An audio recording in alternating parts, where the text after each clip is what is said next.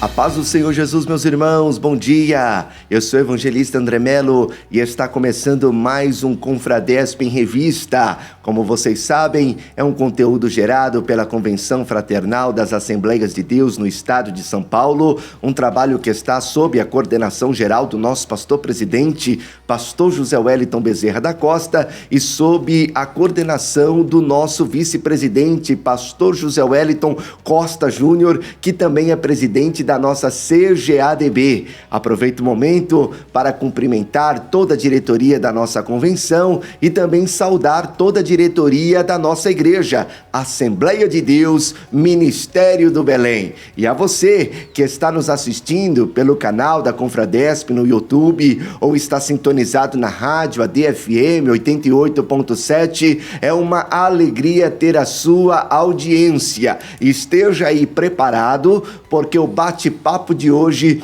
é com uma pessoa muito especial, um pastor muito querido pelos nossos pastores presidentes, muito querido também pela diretoria da nossa igreja e também um amigo, um pastor que eu tenho uma profunda admiração. O bate-papo de hoje é com o pastor Natanael Farina, pastor setorial de Parada 15 de novembro, setor 39. Pastor Natanael, obrigado pela sua presença, seja muito bem-vindo ao Confradesp em Revista. Amém. A paz do Senhor, pastor André, que satisfação e alegria poder estar aqui nesta manhã contigo, neste programa, para conversarmos um pouco, né? Eu quero já expressar também minha gratidão aos nossos pastores, pastor José Wellington, pastor Wellington Júnior, nossos pastores, líderes, mentores, né? Homens que têm nos conduzido dentro de uma linha muito ortodoxa e muito boa para o desenvolvimento da obra de Deus. Eu louvo a Deus pela vida deles. E também pela equipe, né, deste trabalho aqui, capitaneado por você, pastor André, um amigo. Já conhecemos há bastante tempo, né? E sempre tendo aquela admiração também pela sua postura de homem de Deus, de servo de Deus, que trilha um caminho muito maravilhoso. Que Deus te abençoe. Amém, pastor Natanael, a recíproca é verdadeira e é uma alegria receber o senhor aqui e hoje poder conhecer um pouco mais da sua história. Como o pastor mencionou, já nos conhecemos há alguns anos e eu me lembro que, para ser mais preciso, eu acho que foi meados de 2015, o pastor havia acabado de assumir o setor de Vila em Ocuné, setor 15, e eu estava agendado para ministrar no Congresso de Jovens, no encerramento no domingo à noite. E eu confesso que aquele dia não foi fácil, porque eu não conhecia o pastor e só de te observar eu tive a impressão de um pastor muito rígido, um pastor bravo. E eu falei, meu Deus do céu, eu um garoto, pregar aqui na minha retaguarda o pastor Natanael Farina, o que vai ser de mim? E a partir daquele dia eu pude conhecer melhor o pastor e ver que o senhor tem um coração bondoso, sempre muito receptivo com os convidados nas igrejas em que Deus tem te confiado para pastorear. E a partir daquele momento floresceu uma admiração pelo ministério do pastor. Amém. Na verdade é assim, né, pastor André? A gente tinha acabado de chegar no setor, meu primeiro setor. Então quem estava mais na expectativa era eu, né? Do que quem estava chegando, né? Então, de repente, por isso passar essa seriedade, né? Essa coisa assim, né? Mas não era nada disso, tá? Pois é. O coração é grande, aberto e a gente... eu gosto muito de dizer para a igreja, né? Pastor não é chefe, pastor é servo. Com certeza. Então a gente está dentro dessa performance de servir a igreja, né? Eu enfatizo isso muito aos companheiros, né? Aos dirigentes de congregações. Nós somos conservos da igreja. Sim. Né? Estamos aqui para servir e não para ficar por cima achando que é. Não, quem é Jesus, nós estamos lá embaixo. Nós somos como que se diz, os trabalhadores do porão, né? Os operetas. Com certeza. Eu imagino, pastor, que naquele dia, eu preocupado de um lado por não conhecer o pastor e o senhor, recém-chegado naquele setor, já tendo aquela festa de jovens para estar participando e um preletor que o pastor não conhecia, é de se preocupar, né, pastor? Cria uma expectativa, né? Claro. Cria uma expectativa, lógico. Mesmo hoje, né? Eu dou liberdade aos coordenadores de convidar os preletores. Sim. A gente conhece bastante pessoas, mas não conhece todos. E eles têm um vínculo, né? Claro. Pelas reuniões, tudo, por informações. E eu dou essa liberdade. A gente bota alguns limites, né? Sim. Lógico. Né? Mas eu dou a liberdade. Então, mesmo naquele dia, né? Naquele evento, tendo chegado, desconhecendo, a gente cria uma expectativa de quem é. Com né? certeza. Mas sempre você tem a referência, né? Olha, na época era do setor de São Mateus, não era? Era do setor 11 de São Mateus. Eu falei, bom, você era do setor de São Mateus. Eu tinha acabado de substituir o pastor Dedé, que tinha sido pastor do setor de São Mateus. Foi falei, meu pastor. Então existe uma referência positiva aí, Olha, né? já deu uma tranquilizada. Isso já deixa a gente mais em paz. Pois é. Agora, pastor, já que a gente entrou nesse assunto, daqui a pouquinho a gente entra na pauta da sua história. Ok. Mas já quero aproveitar, deixa. Já teve alguma situação pelas igrejas que o pastor dirigiu, pastoreou, de o pregador deixar a desejar, talvez falar alguma coisa que não caiu bem, e o pastor talvez até ter que dar aquele puxão no paletó para ele se conter? Tem uma história lá da Vileuconé, que eles falam assim, que o saudoso pastor José Luiz de França, né, pastor Dedé, seu pastor, né, eu não sei se São Mateus era assim, mas lá o púlpito era pequeno, e a cadeira ficava muito próximo do púlpito ali, né? Sim. E eles falavam que o pastor Dedé tinha o costume de chutar o calcanhar do pregador. Quando passava do horário, ele chutava o calcanhar do pregador, né? Pastor, eu posso confirmar. Tá. Pastor Dedé, ele era muito seguro, bem rígido. E eu falei, bom, eu tenho que quebrar esse paradigma, né? Os irmãos têm que ver que é diferente. Então eles vão falar, poxa, tudo a mesma coisa, né? Mas teve uma vez que eles convidaram um pastor, um pastor até jovem, né, para pregar. Eles falaram, não, pastor, ele é de um setor aí, ele é teólogo, é professor de teologia e tal. E ele foi pregar num trabalho de jovens, né? Não sei se foi num culto de jovens. E aí ele começou a pregar e, de repente, eu percebi falei, pô, ele está saindo para uns lados meio atrapalhado aí. Eu não interrompi. Sim. Só que quando ele parou, eu tive que fazer uma correção.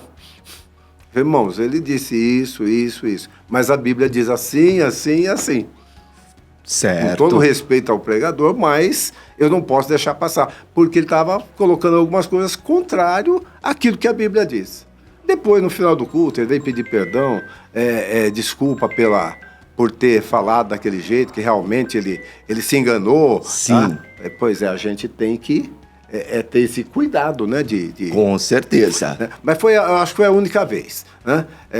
Lógico, você vê, depende da gravidade da situação, Sim. a gente acaba tendo que fazer. Ou corrige na hora, ou depois a gente conversa com a igreja, né? Sim. Para não ficar... Porque hoje hoje a nossa igreja está muito, muito sábia, vamos dizer assim. Né? No conhecimento da palavra. Concordo. Por tudo que ocorre, né? Tanto na igreja, quanto que é visto, lido, ouvido, né? Porque hoje a mídia está aberta. Então, quando há alguma coisa estranha, você percebe a reação da igreja. Porque ele já tem um padrão, ele já tem uma postura. Né? Então, ele já olha e fala, opa, peraí, isso daí... E já olha para a cara do pastor, né? Sim. Falei, e aí, pastor... E aí, depende eu só tive essa gravidade que realmente foi muito grave, né? Sim. O pessoal estranhou e eu falei, poxa, eu preciso fazer um adendo aí, porque senão vai ficar um negócio estranho, né? Com certeza. E eu me lembro que eram 3 pontos. Eu peguei os 3 pontos na Bíblia e disse, olha, a Bíblia diz sobre isso diz isso, sobre isso diz isso, sobre isso diz isso. Não tem jeito. Né? Já corrigiu na hora. Corrigiu na hora. Já cortou ali pela raiz. E depois o irmão veio, pastor, me perdoe, realmente eu me enganei. Pois é. Inclusive, a gente conversando agora sobre o saudoso, né? Pastor Dedé, né? Tá conhecido, José Luiz de França, pastor Dedé. Ele não aceitava que o pregador segurasse o microfone, né? Ele era daqueles antigos, rígido, e de uma sabedoria e de uma autoridade que, pastor, olha, é de se admirar. E às vezes, quando o pregador se emocionava e alterava a voz, ele levantava e afastava o pedestal para a preocupação dele, não incomodar a igreja. Não incomodar a igreja. O grito do pregador não incomodar a igreja. Aliás, essa é uma angústia que a gente passa sempre, né? Sim. Porque realmente a gente se preocupa com o bem-estar da igreja. Claro. E às vezes você vê. Hoje você tem ideia como a cabine de som fica longe? Sim. Eu já pedi para os meninos, tem uns radinhos, falei, deixa um radinho aqui do meu lado. Olha aí, ó. E de vez em quando eu pego, filho, abaixa esse negócio aí. Foi. Ou melhora o som aí, porque tá ruim demais, né? Eu falo, poxa, não sou eu que tenho que fazer isso. Vai fazer o quê? Você tem que... É a igreja, né? Você tem que cuidar da igreja. Sim. Porque são detalhes, né, pastor? A reação da igreja é muito imediata. E não é com o sonoplasta que está lá, ou com o pregador que está no microfone, é com o pastor. Com certeza. Eles olham para o pastor. Exatamente. E você tem que acabar ficando. Eu preciso arrumar um assessor lá que tem esse bom senso, né? Porque precisa ter um bom senso também, né? Então a gente percebe que o pastor, ele não tem só a preocupação com a programação do culto, mas até a questão do som, o pastor tem que estar sempre ali atento para fazer as devidas observações. Exato, porque o objetivo entre aspas, assim, é o sucesso do culto, né? Sim. É que o culto caminhe. E essas coisas atrapalham. Verdade. Tá? Essas coisas geram, né, situações assim que desagradam, que amortecem, que pessoas ficam tristes, ficam angustiadas. E a gente tem que ter essa percepção, né? Com certeza. E pastor Natanael, nós assembleianos, né, somos pentecostais, Sim, principalmente sim. O Belém. Eu amo o meu ministério. Nossa, por causa dessa chama, fantástico desse avivamento, dessa glória, dessa unção, desse poder, dessa graça. Sempre. Nós gostamos, pastor, de culto animado. Sim, sim. Culto fervoroso. A nossa igreja nasceu no fogo e ela vive no fogo. Agora, pastor, deixa eu te perguntar. O pastor está dirigindo um culto. Vamos aplicar agora lá para o setor que o pastor está atualmente, né? Sim. Faz um ano que está lá no Parada 15 de novembro. Às vezes tem aqueles cultos que o povo já chega com o coração quebrantado. Já. Na oração introdutória, na primeira oração, a gente já vê o povo bradando, aquela glória, aquela atmosfera que a gente fala, meu Deus do céu, hoje eu só vou abanar, porque o fogo já pegou. Desde o início, né? Desde o início. Mas às vezes, pastor, tem aquele culto que o negócio começa meio travado, né? O povo às vezes meio disperso, sabe? E parece que não está fluindo a adoração como nós estamos acostumados. Pastor, numa situação dessa, qual a sua postura? A gente tem que ter algumas flexibilidades, né? Sim. Algumas ações. Quando ocorre isso, a gente busca alguma ação, ou numa palavra de incentivo, ou num louvor, que você sabe que vai produzir uma... Né? Sim. Porque às vezes são coisas que estão distraindo o povo, né? Sim. A gente tem que buscar essa realidade. Algum motivo que está levando as pessoas a... E aí trabalhar no sentido de que isso seja quebrado. Sim. Tá? Isso seja quebrado. Né? O brasileiro, né, por sua natureza, ele é muito sensível à música. Sim. Tá? E a gente usa muito desse recurso, né, do louvor, de um louvor mais inspirado, um louvor que toca mais a alma. Né? Então tudo isso vem no andar do culto, né? Então você vai percebendo isso. E no setor 15, eu tenho aquele setor é uma bênção, sabe?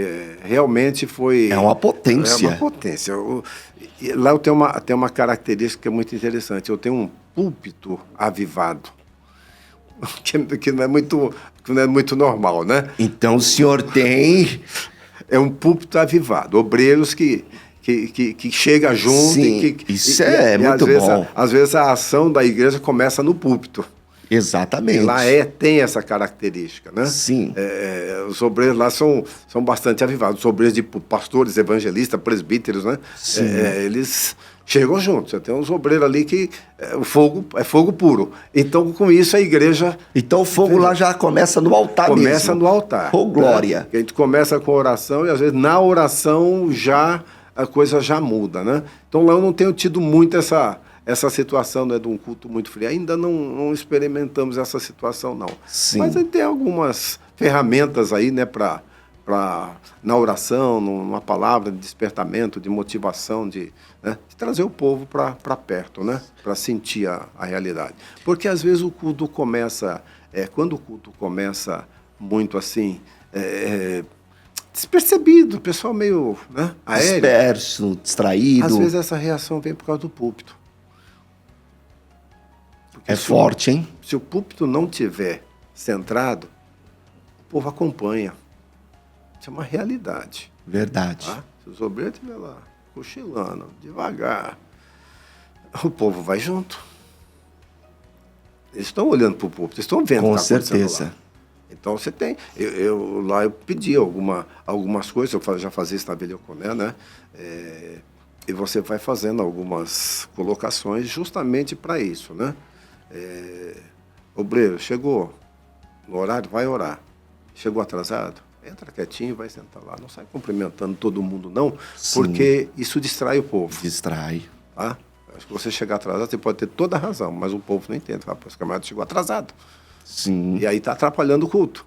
Então são coisas, né? São detalhes, né? Outra coisa que eu até estranho, o pessoal até estranhou a princípio, né? Eu falei, para que água no púlpito? Para todo mundo. Chega na igreja, vai no toalete, toma água e vem para o púlpito. Então você vai ficar distribuindo água e tal, não sei o quê. Isso distrai. O povo está com sede, você está tomando água, dá sede nos outros, e aí? É evitar o máximo de movimento, né, pastor? Porque máximo. Um movimento já atrai os olhares e isso é a distração. Na Vila Euconé, como o tempo era menor, eu tinha um detalhe que era muito interessante, né? O povo mais perto, né? Mais junto ali. Quando eu olhava para um lado, eu percebia que muitas pessoas acompanhavam o meu olhar. Mesmo na hora da mensagem, se o pregador estava pregando lá e de repente eu olhava, eu percebia que as pessoas olhavam para onde eu estava olhando. Poxa vida, então eu preciso ter cuidado com as minhas ações para não distrair o povo. Porque isso acontece. Eu olhava para o menino do som, o pessoal olhava lá, olhava também para dar um sinal, o pessoal, se desse um sinalzinho, o pessoal, para quem que ele está dando sinal? E às vezes, para quem eu precisava, não estava atenção, o pessoal lá no meio da igreja Então essa reação do púlpito impacta a igreja. Claro. Tá? Então a gente precisa ter muito cuidado. Eu tenho pedido isso muito aos obreiros. Né?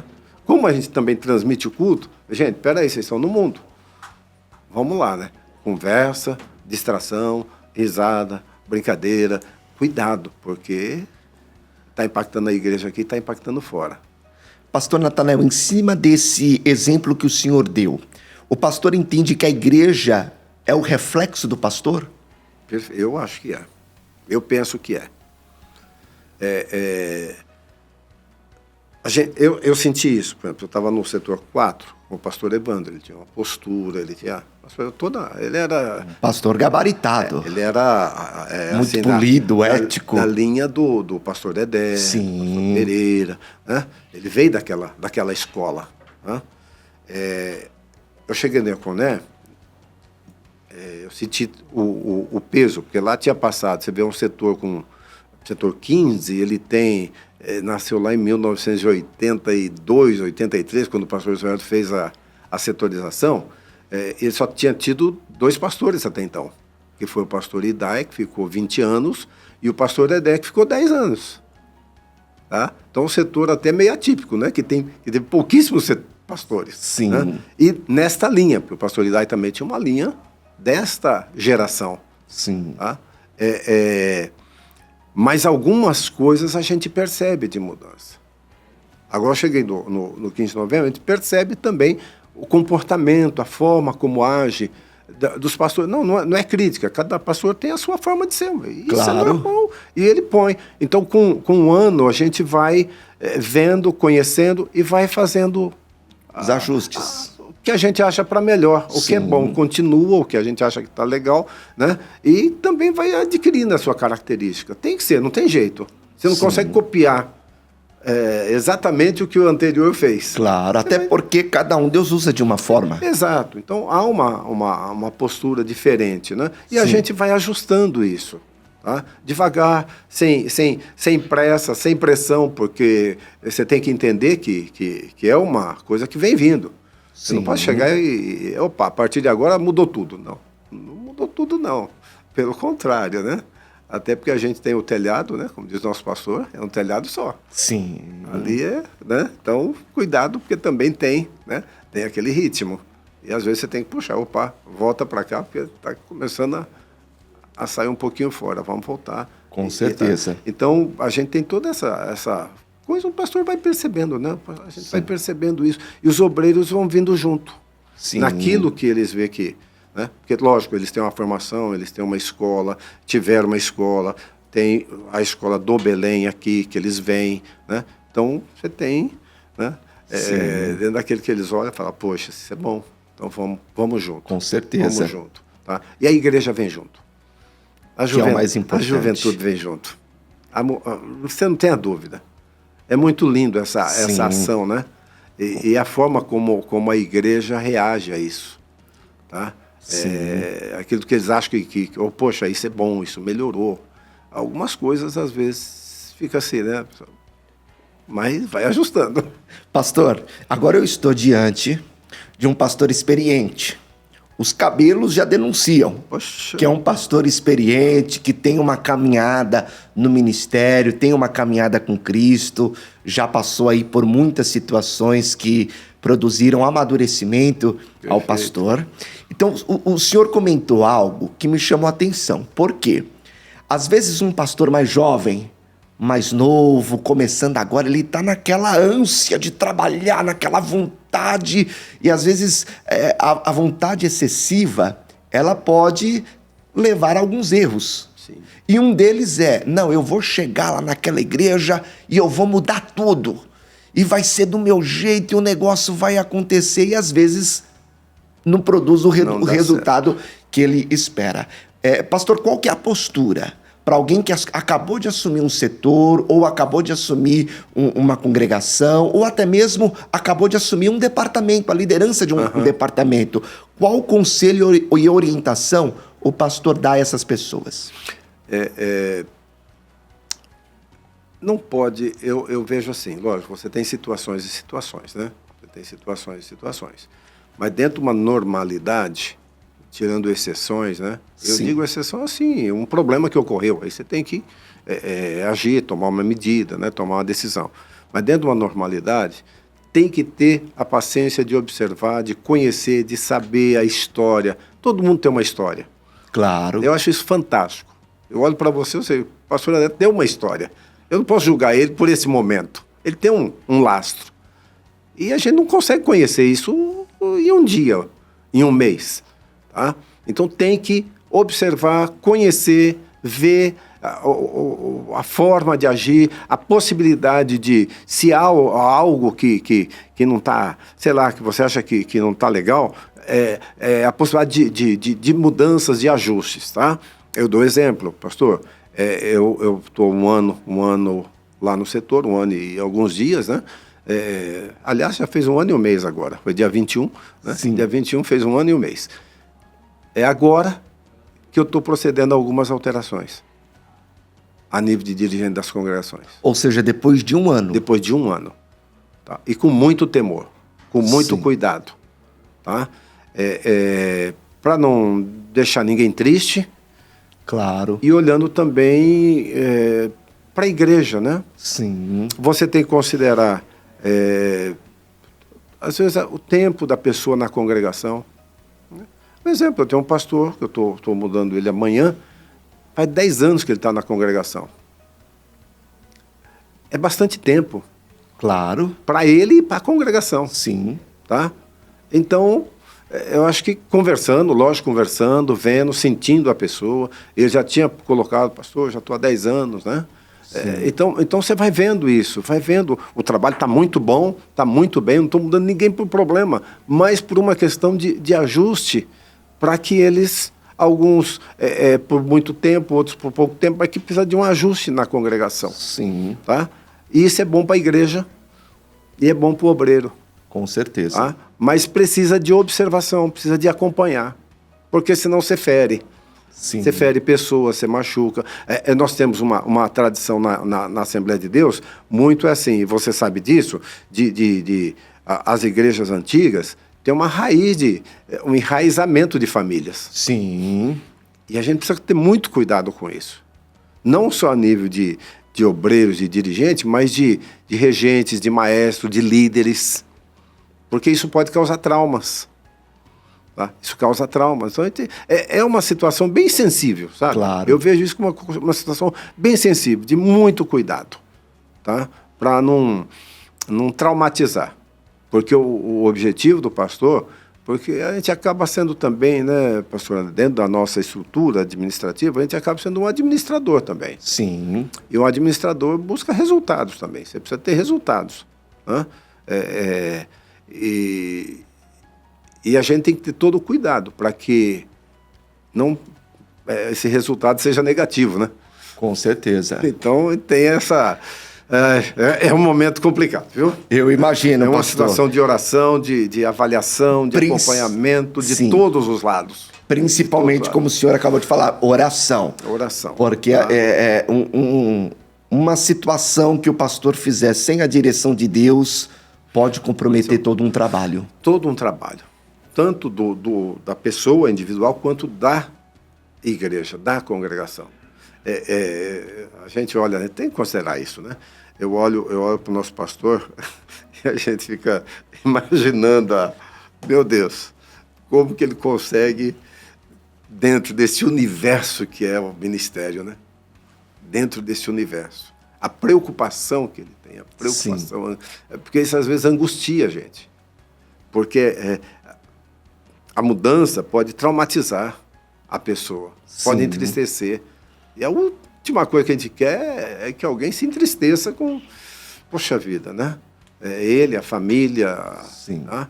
Dentro da normalidade, eu estou dizendo. Dentro da normalidade. Há situações que você não tem muito o que fazer, né? Sim. Tem que mudar, porque senão o desastre é muito grande. Tá? E a gente busca aí o menor dano. Preservar tanto um quanto os outros. Tá? Então, essa administração, rapaz, isso é angustiante. Eu diria para você que a parte mais difícil na administração da igreja é isso. Tá? É esse cuidado que eu digo para os obreiros, né? Que hoje a nossa missão é preservar o que tem e ganhar mais. E nunca perder. Tá? E numa situação fora de direção, você acaba perdendo muito. Pois causa muita tristeza. Mas pastor Natanael, agora conhecendo um pouco da sua história, da sua trajetória, o pastor é lá da cidade de Santa Albertina, né? Santa Albertina. Interior de São Paulo. E filhos, né, de pais cristãos, né? Sim. O pai do pastor era um presbítero, né? Presbítero diácono Farias. Farina, sua mãe, a irmã Catarina. E eu soube, pastor, que em 1970, a sua mãe, ela teve um estralo. Ela decidiu vir para a capital. Mas o propósito dela de sair do interior e vir para a capital é que ela desejava um futuro para os filhos. Ela se preocupava com os filhos lá no interior, dos filhos se acomodarem, ficarem ociosos, e ela teve esse estralo, esse desejo de querer vir para a capital para projetar um futuro para os filhos. Perfeito. Qual que era o sonho dela para os filhos?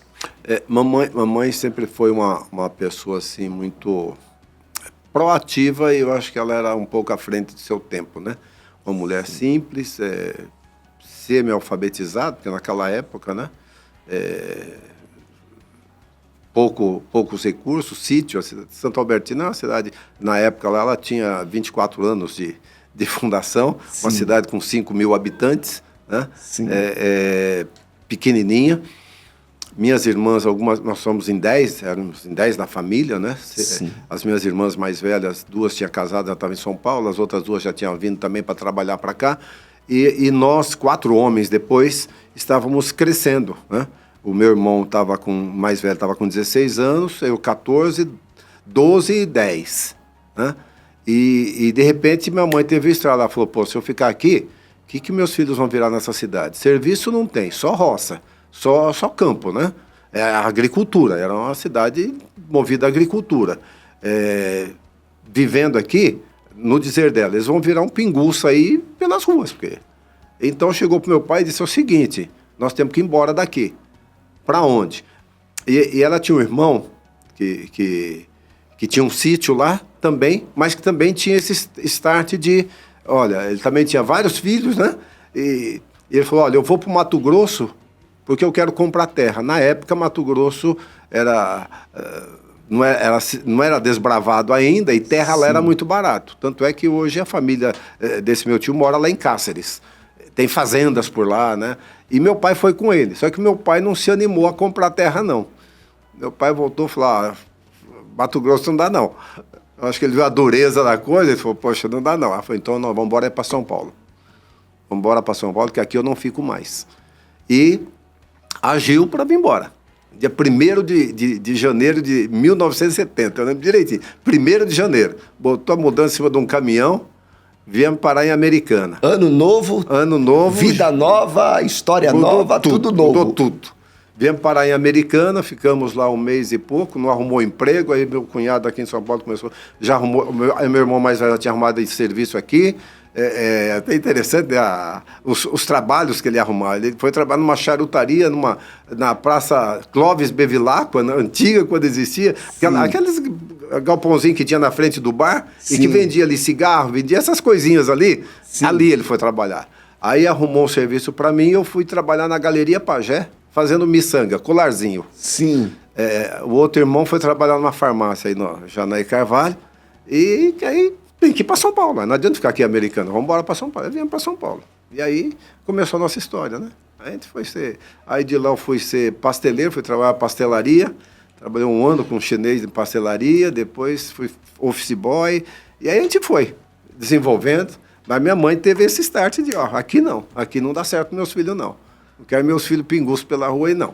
Vamos embora. E graças a Deus, né? Nesse start dela, meu pai veio meio contrariado, né? Sim. Teve até um fato interessante, né? Porque quando eu nasci, meu pai já dirigia a igreja na cidade. Ele foi o presbítero, fundou a igreja lá e ligado ao campo de Jales, né? Que era o pastor Florentino Zacarias. E quando meu pai pediu a carta para vir para São Paulo, aliás, para Americana, ele foi lá na cidade, o pastor falou assim, tem pessoas que têm muito juízo, vão levar seus filhos para morrer atropelado. Já, né? Sim. E deu a carta para ele. Ele pegou a carta, o envelope não estava lacrado, trouxe e entregou para o pastor Americana. O pastor Americano pegou a carta, abriu. Mas peraí, irmão, já não tem nada escrito aqui. Como assim? Ele te deu uma carta em branco? Meu Deus. Meu pai, se não fosse minha mãe, ele tinha morrido espiritualmente com aquilo. Sim. 22 anos, presbítero, dirigindo igreja. E, de repente, eu peço uma carta de mudança e ele dá uma carta em branco. Meu Deus. Aí teve lá um desenrolado. Depois o pastor Florentino veio na nossa casa pedir perdão para ele. Falou, não, eu queria te provar mais uma vez. Olha, aquela coisa daqueles pastores. A gente ouve muito isso, pastor. Antigamente os pastores eram provados, né? Passava ali por um teste de provar fogo. Mais uma vez se era fiel. Porque ele podia ter preenchido a carta. Claro. Aí veio eu pedir perdão, meu pai se levantou, dirigiu congregações aí em Aí Carvalho, Arthur Alvim, né? Sim. Graças a Deus Deus abençoe e continuou. Mas ficou essa história, né? Sim. Pois é. Agora, pastor, aos irmãos que estão nos assistindo pelo canal da Confradesp no YouTube e os que estão sintonizados aí pela rádio ADFM 88.7, eu gostaria que vocês agora trouxessem a lembrança, a memória de vocês, o momento em que vocês foram batizados com o Espírito Santo. Né? E os irmãos que estão nos assistindo pelo canal da Confradesp no YouTube, pode digitar aí nos comentários como que foi a sua experiência, que você foi marcado com essa promessa, recebeu ali o selo do Espírito Santo na sua vida. Eu digo isso porque, pastor Natanael, eu já ouvi relato de pessoas que foram batizadas com o Espírito Santo enquanto dormiam. Uhum. E aí sonhou que foi batizado com o Espírito Santo, começou a falar em línguas, acordou, e aquele mistério, aquele Pentecoste. Tem um pastor, amigo meu, Carlos Penha, está lá na América, nos Estados Unidos, e ele conta que ele estava indo trabalhar em cima da moto, e aí lembrando do culto, que o culto tinha sido uma bênção, a palavra, a mensagem, e foi se alegrando ali em cima da moto, e não aguentou, já bradou em línguas estranhas, foi batizado com o Espírito Santo em cima da moto. Lindo. E eu soube que o pastor foi batizado com o Espírito Santo dentro de uma garagem. Sim, sim. Como que foi essa experiência, pastor Natanael? Daí foi muito interessante, porque nós tínhamos acabado de mudar para São Paulo. Isso foi lá em 1970. Sim. E tinha na casa de um irmão, lá na cidade de Carvalho, o irmão morava no Jardim Coimbra, a congregação era no Jardim, na cidade de Carvalho. E tinha uma vigília na garagem da casa dele. Ele fazia lá, era uma garagem pequenininha, porque cabia um fusquinha ali dentro só. Então ele botava umas cadeirinhas ali e fazia uma vigília ali. Sim. E minha mãe, de oração, tudo, a gente criança, ele falou, vamos para a vigília, filhos, vamos para a vigília. O senhor tinha quantos anos? Eu tinha 14 anos. 14 adolescente. Adolescente. E aí nós saímos, nós morávamos aqui na Águia de Aia, e caminhando, de a pé, né, subimos, e fomos indo para chegar lá na casa dele, lá no Jardim Coimbra. E naquela caminhada a gente foi conversando e a gente falou assim, vamos ver quem que Jesus vai batizar com o Espírito Santo hoje. Hã? E já foi com quem que vai ser propósito. Batizado? E eu me lembro que naquela noite nós chegamos lá, garagem pequenininha, devia ter umas 8 pessoas, né? Minha mãe, meus irmãos, que já davam 5, e mais umas 4, 5 pessoas. E tinha um colega, um outro adolescente da igreja também, e naquela noite eu me lembro que a minha única oração foi essa, Jesus me batiza com o Espírito Santo.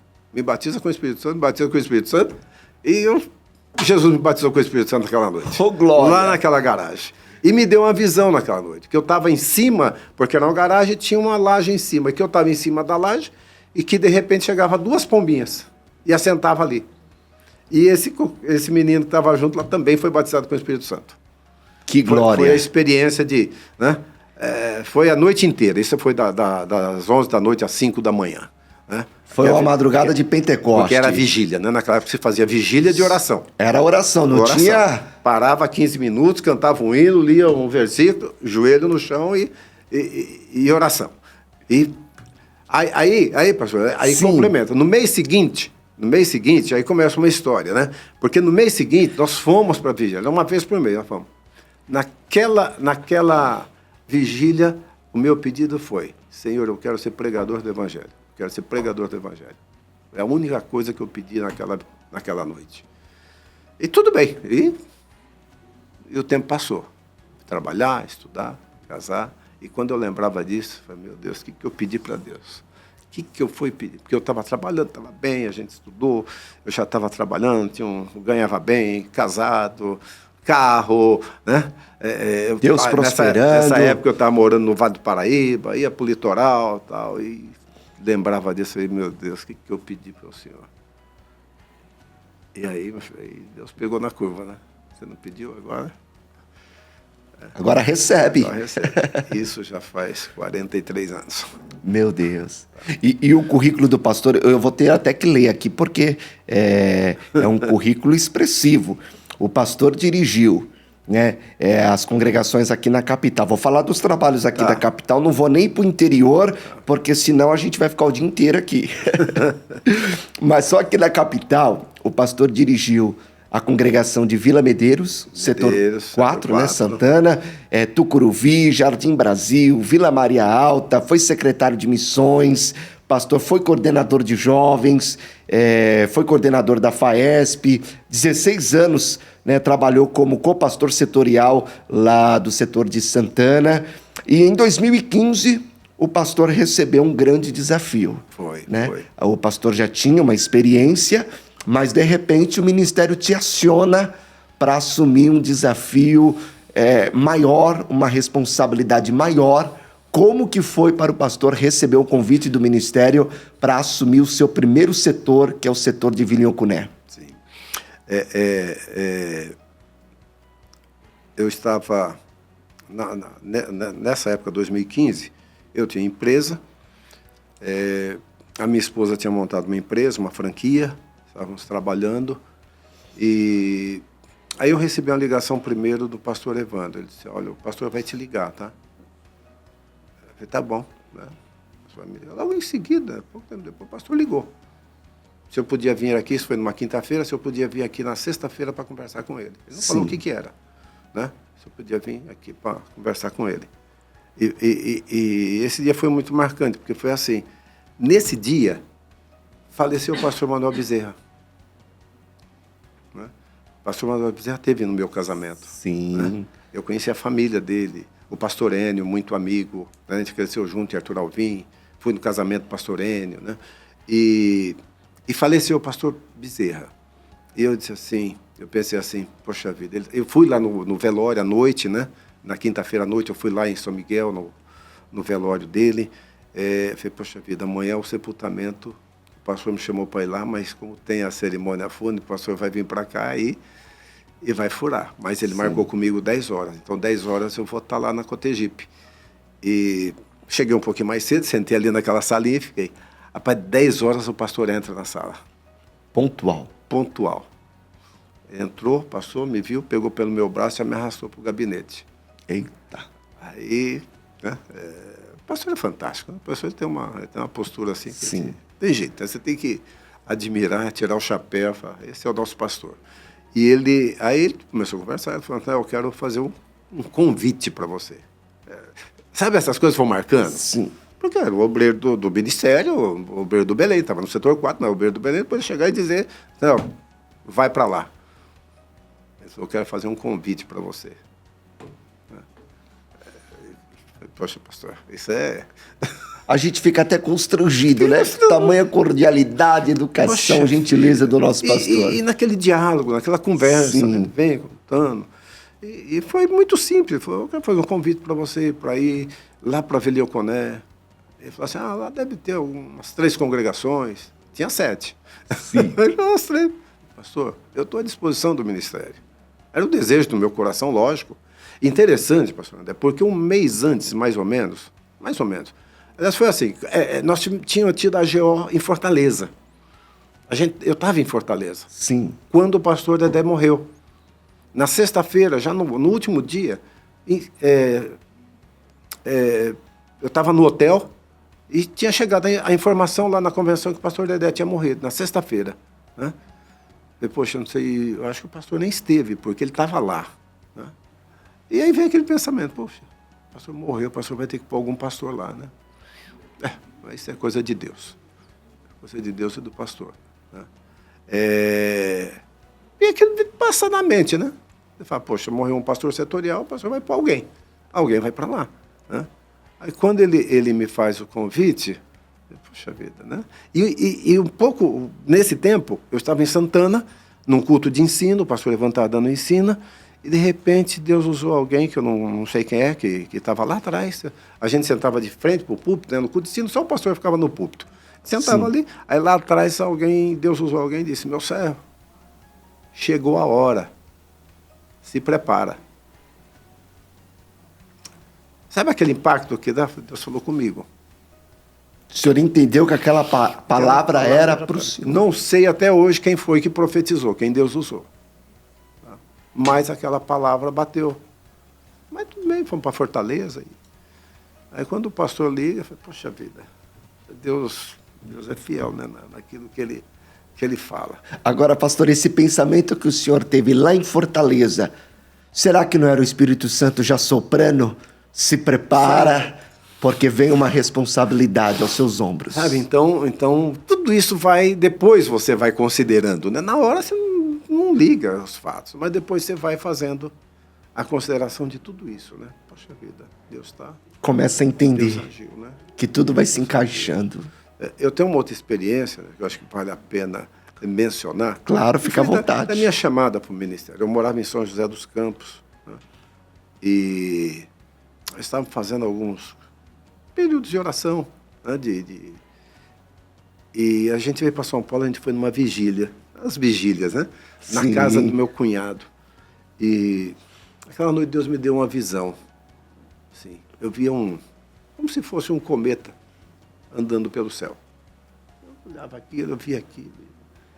Bom, passado uns dias, numa outra vigília, na casa do irmão em São José dos Campos, Deus me dava uma outra visão de um ser. Eu olhava para o céu e via aquele ser com uma bandeja na mão, né? Alguma coisa na mão. Aí, passado mais um tempo, aí já na minha casa, a gente fazendo uma oração, eu vi um ser do lado com essa bandeja na mão. E passou um tempo, eu fui separado do ministério. E aí eu entendi que Deus estava falando, olha, a tua unção está chegando. Glória a A tua Deus. separação está chegando. E depois daí, a partir dali, realmente, que Deus fez, as coisas que foram acontecendo, misericórdia. Aí eu fui cooperar em Jacareí, fiquei 6 anos em Jacareí como pastor auxiliar na sede, secretário do campo, né? Estudando Direito, que eu morava em São José e cooperava em Jacareí. Aí, estudando Direito, 5 anos fazendo isso, né? E antes disso, fui fazer programa de rádio. Os irmãos lá passaram, eu não tinha muita experiência, vamos para a rádio, vamos fazer, na rádio da cidade, a gente tinha um programa todo domingo de manhã na rádio da cidade. Quando eu fui para Jacareí, o pastor Evandro, que o pastor Evandro estava lá nesse período, falou, nós temos um programa na rádio, todo domingo, 8 horas da manhã, e eu quero que você vá fazer o programa. De repente, jogou o programa da igreja na mão, eu não tinha muita experiência disso, sabe? Então, as coisas foram acontecendo, fui fazer o curso, bacharel em teologia, sabe, assim, tudo, fazendo direito, fazendo teologia, trabalhando. Aí eu comecei a trabalhar em São Paulo. Eu morava em São José dos Campos, eu saí da empresa lá, abri uma empresa em São Paulo, eu vinha todo dia para São Paulo e voltava, ia para a faculdade, depois igreja, sabe? Deus... Aí eu entendi o seguinte, eu retardei aquele tempo, porque eu pedi, Deus ouviu e eu retardei. E aí Deus falou, agora você corre atrás. Agora você se vira, porque o tempo chegou e tem que ser feito. Eu entendi isso. Tá? Eu fui separado para presbítero e depois para pastor, num período de 1 ano. Tudo muito rápido. Tudo muito rápido. E eu entendi aquela... E Deus me deu condição e capacidade para fazer tudo isso. Era como se Deus estivesse tirando o atraso. Exato. E te colocando em dia. Deus falou, agora você vai correr atrás do tempo que você deixou para trás. Tá? Eu esperei, só que agora acabou. Deus pegou na curva. Falou. Deus pegou na curva. Falou, agora chega. Agora é comigo. Tá? Então, aí depois, eu fiquei 6 anos lá ainda em Jacareí. Depois viemos para São Paulo, mudamos para cá, que estava com a empresa aqui. Terminei o curso de Direito, minha esposa terminou a faculdade dela. Falei, agora não faz mais sentido a gente ficar aqui. Vamos embora para São Paulo. Trabalha lá. Aí fui chegando para o setor 4. Aí começou a maratona, né? Porque Sim. eu ia para a igreja 8 dias por semana. Porque era de segunda a sexta, a sábado e domingo 2 vezes. De manhã na escola dominical e à noite culto e fora os outros trabalhos. Eu morava aqui na Zona Leste e ia para a Zona Norte. Virou um igrejeiro. Minha família... Eu me lembro que na época do programa de rádio em Jacareí, eu tinha uma Marajó, que era aquela mini caravan, né? Sim. A gente botava as cobertas atrás, meus filhos eram pequenos, meu filho tinha 1 ano, 2 anos, a gente botava eles ali, deitado, dormindo, me parava na rua, em frente à rádio, a minha esposa ficava no carro com eles, eu ia fazer o programa. Saía dali e ia para a escola dominical. Então, meus filhos foram criados assim, eu tenho um casal de filhos, eles foram criados desse jeito. E foi tão bom que hoje os dois estão tão envolvidos com a igreja filho, onde você está? Na igreja. Filho, vamos? Pai, estou na igreja. Então, aconteceu isso também. Com ele está se repetindo a história. E eu dou graças a Deus por isso. E Deus trabalha de uma forma tão extraordinária que os filhos do Senhor são filhos de pastor e eles casaram com filhos de pastores. É incrível, né? Deus incrível. já uniu o útil ao agradável e a obra continua avançando. A gente não planejou, Deus faz, né? Estava na agenda do céu. Os dois. Meu genro é filho de pastor, minha nora é filha de pastor, e hoje estão tão envolvidos com a igreja que eu dou graças a Deus, sabe? Deus foi conduzindo, isso traz uma paz. Você nem imagina. A missão cumprida. Glória a Deus. A missão cumprida. Minhas netas, a mais velha vai fazer 15 anos agora, envolvida na igreja, assim, que é todo dia, praticamente igreja e eventos e participando. A outra com 10 anos também, tocando e envolvida. E o menorzinho que está com 6 anos ainda, mas já no mesmo caminho. Que bênção. Então é bênção de Deus. Pastor Natanael, o papo está tão agradável e tão espiritual. A gente começa a conversar das coisas do céu e a gente começa a sentir a presença do Espírito Santo.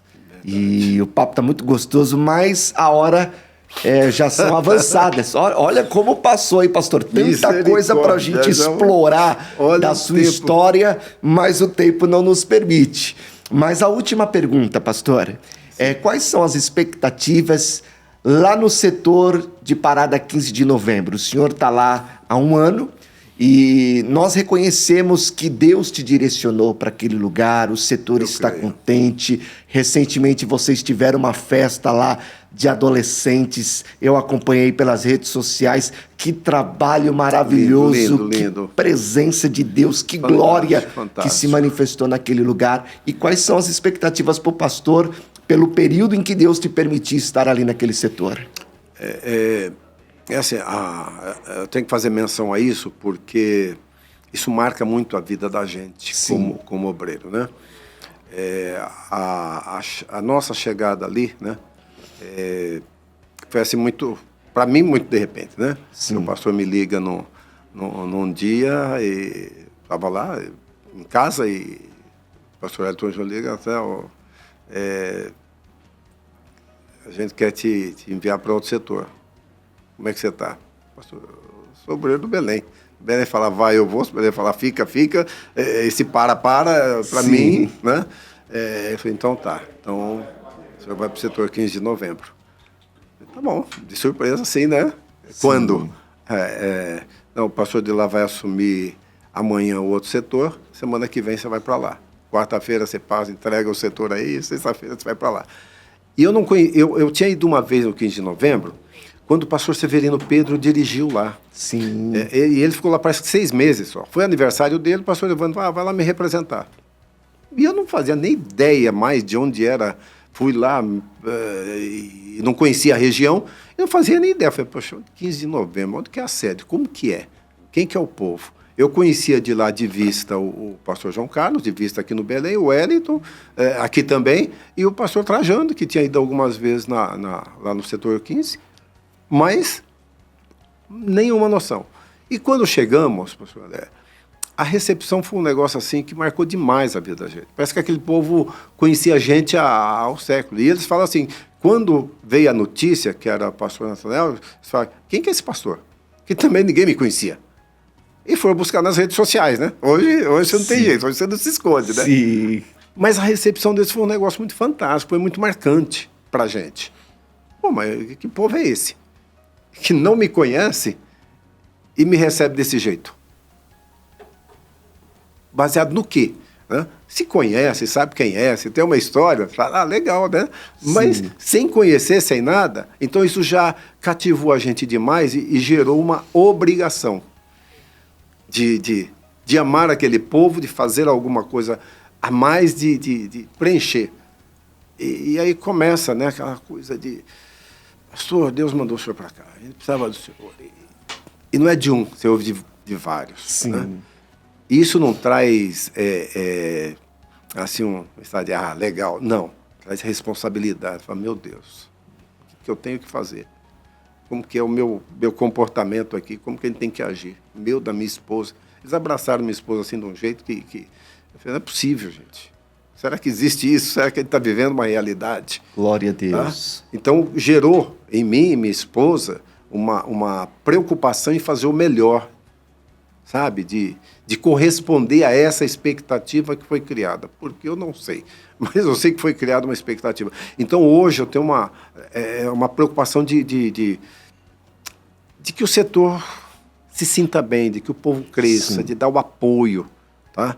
de agregar, de abraçar aquele povo cada vez mais. E de um desenvolvimento, né? De acolhê-los, né? de que a expectativa deles sejam atendidas, no sentido de crescimento, que é o que eles querem. Tá? E graças a Deus, hoje está caminhando. Está caminhando. Eu acho que Deus tem nos abençoado de uma forma tão grande em todas as áreas, tanto na área espiritual quanto na área material. Deus tem suprido de uma forma tão tremenda. Estamos lá, fizemos agora o primeiro culto na congregação que a gente está construindo lá na parte de baixo da congregação para tirar de cima do rio, né? A congregação literalmente em cima do rio. Acho que você sabe um pouco da história daquela congregação. Um pouquinho. Tá? E foi feito o primeiro culto lá agora. Glória a Deus. Deus. Já é uma conquista. A conquista. Então, algumas coisas assim, né? Pastor, está agrada a todo mundo? Eu não sei. Mas que a gente vai comprometidos com uma visão ministerial, com o desejo do povo, porque o povo quer. É um Sim. setor tão abençoado, assim, de espiritual. Né? Sim. Essa festa de ontem marcou muito, muito, muito, marcou demais. Os adolescentes, aqueles 200, 250 adolescentes ali adorando a Deus, você fala assim, meu Deus, isso sabe, pra gente, pro pastor, isso é... Ah, que alegria. É gratificante. É muito gratificante. E eu não tenho dúvidas, pastor, de que Deus vai te permitir viver a realização desses objetivos, dessas expectativas e dos projetos que o pastor com sua esposa tem estabelecido para o setor de Parada 15 de novembro. Pastor Natanael, nós vamos encerrar, Pois sim. mas antes eu gostaria que o pastor nos abençoasse com uma palavra e na sequência já faça uma oração por todos nós, pelos irmãos que estão nos acompanhando. Eu tenho certeza que pessoas estão precisando de uma resposta do céu e Deus vai te usar mais uma vez para dar direção àqueles que precisam. Amém. Eu não posso deixar de falar nesse momento de palavra sobre algo que me move muito, que é missão, tá? Que é a área de missão da igreja. Eu digo para a igreja ali, e por onde eu passei, a mesma coisa, eu tenho isso como lema. A única missão da igreja é fazer missão. Todo mais é decorrência disso. Se a igreja não fizer missão, ela tá no caminho que não é correto e que vai se esvaindo, né? Então, a única missão da igreja é fazer missão. Missão local, nacional, transcultural. Essas três coisas, né? E foi a lição que Jesus nos deixou. Antes mesmo da ordem imperial de ir e pregar o evangelho, Jesus nos deixou essa missão. Eu quero ler 3 versículos, né? O primeiro está em Marcos capítulo 15, que é quando Jesus começa o seu ministério, ele vai dizer: o tempo está cumprido e o reino de Deus está próximo. Arrependei-vos e crede no evangelho, que é o primeiro passo para o início da igreja, né? O início do desenvolvimento. Se arrepender é o passo do cristão. Ele se arrependendo, ele vai crer no Senhor Jesus Cristo. Depois de crer, Jesus vai dizer a outra parte, o outro evangelho, né? Vinde após mim e eu os farei pescadores de homens. Então isso é a sequência da vida do cristão em Cristo Jesus. Lógico, nós aceitamos Jesus para ser salvo e para ir morar no céu. Mas enquanto não estiver morando no céu, que na verdade é até uma coisa interessante, né? Que todos nós queremos ir para o céu, mas não tão já, né? E esse não tão já é o tempo que Deus nos dá para fazer a sua obra. Isso não é para o pastor só, isso é para a igreja, para você que está nos ouvindo nessa manhã. Você foi chamado, você é serva de Deus e tem uma missão. Você se arrependeu, creu em Jesus. E ele diz: vem, porque eu vou fazer de vocês pescadores de homens. Isto é, anunciadores do evangelho. Né? E para isso Jesus não nos deixou só, ele nos capacitou. E aí vem Atos 2, né? E recebereis, aliás, Atos 1 e 8, recebereis a virtude do Espírito Santo que há de vir sobre vós e ser-me-eis testemunhas. Né? Por onde? Por todo o mundo. Local, mais adiante, mais além, até o fim da terra. Então, essa coisa, né? Jesus chamando, né? Promovendo esse arrependimento, a ação do Espírito Santo na nossa vida e vindo a sequência, o chamado do Senhor Jesus. Aí João 15 e 16 ele vai dizer: não escolheste vós a mim, mas eu escolhi a vós, para que vades e deis frutos. Então, essa chamada, essa necessidade, a igreja é para isto. A igreja é para agregar, para juntar, para cuidar, mas tem essa missão de fazer. E nós não podemos fechar os olhos para isso. É muito forte, às vezes, isto, mas nós não podemos desobedecer. E, às vezes, a gente pensa que obedecer é porque alguém está dando uma ordem e a gente não obedeceu aquela. Não, a ordem está dada. A sequência está feita. A orientação foi estabelecida. E a capacitação também já foi dada. Ela não virá, já está. Glória a Deus. Né? Ela já foi concedida. Então, se eu quero estar comprometido com o reino de Deus que já está posto, eu preciso fazer. Eu preciso avançar. Eu preciso me dispor a fazer. Nós somos instrumentos. Quem toca é o Espírito Santo. Agora eu preciso me dispor que Ele me use para fazer a obra que Ele estabeleceu. Então, quem está nos ouvindo, nesse relato do histórico, do chamado, tem muita coisa aí, né? O tempo não dá para falar de como Deus fez, como Deus agiu, mas eu quero dizer aos nossos ouvintes, homens e mulheres, jovens, adolescentes, adultos, ouse se colocar à disposição de Deus. Ouse, amém. Né? Porque Deus vai usar. Eu creio. Muito, eu não sei, é a missão que Deus colocou na mão de cada um.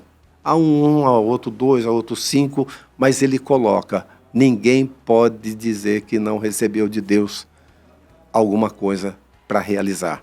E Deus faz isso na vida de cada um. Ah, porque eu sou melhor? Não, é vaso.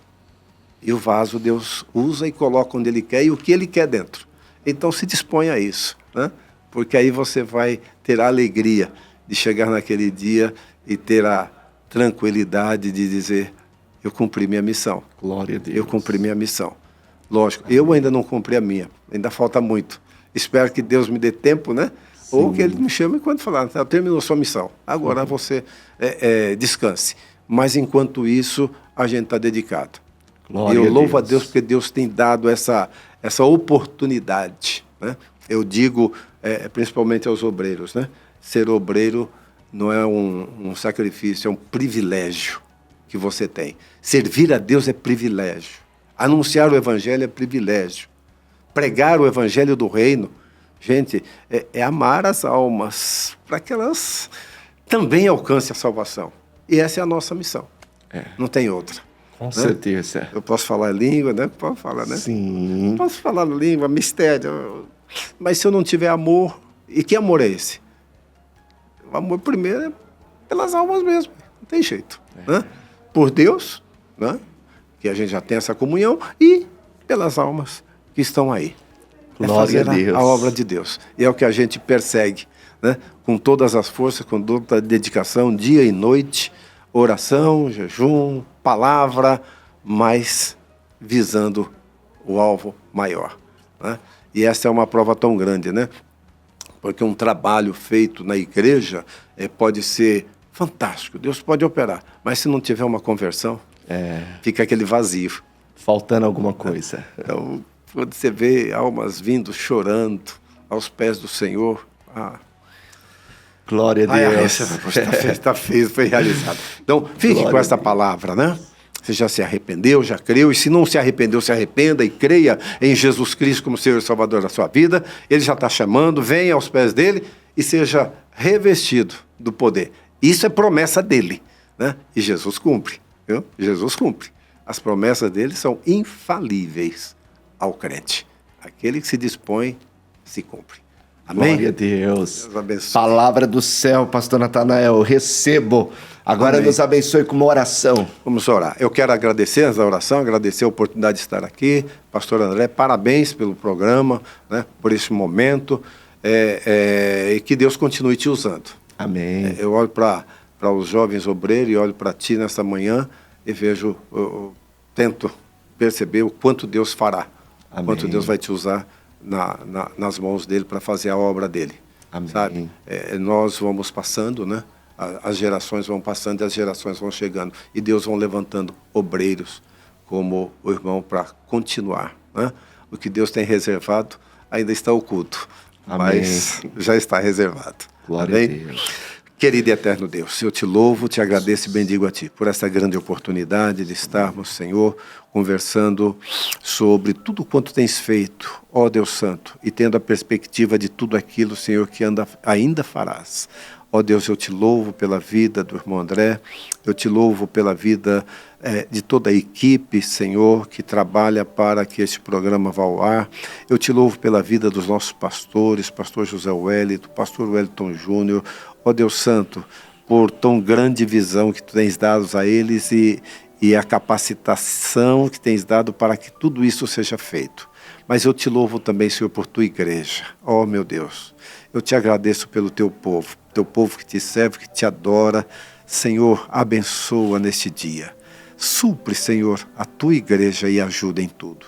Também, Pai, eu quero te pedir pelos missionários, teus filhos que estão no campo. Ó Deus Santo, dê o socorro, dê a provisão e fortalece em tudo, Pai, eu quero te agradecer. Abençoa-nos nesse dia. Sê conosco. Em nome de Jesus oramos e agradecemos. Amém, Senhor. Amém. Glória a Deus. Pastor Natanael, muito obrigado por ter aceito o nosso convite.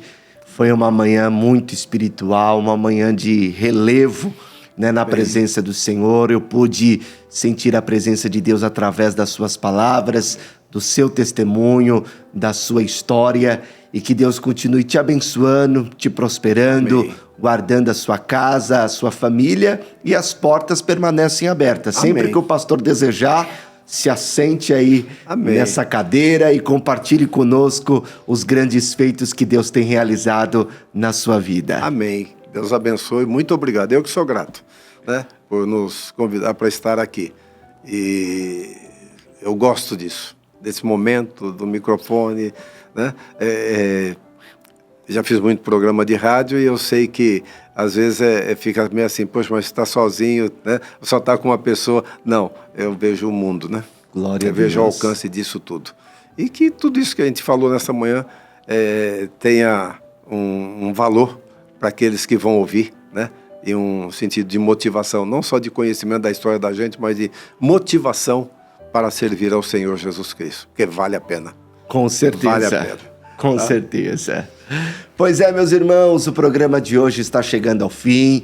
Eu agradeço a sua audiência, a vocês que estiveram nos acompanhando pelo canal da Confradesp no YouTube ou sintonizado na rádio ADFM 88.7. Obrigado pela sua audiência e terça-feira que vem estaremos aqui novamente com mais um convidado especial e eu tenho certeza que será mais uma terça-feira de aprendizado, de crescimento e de edificação espiritual. Obrigado, Deus abençoe.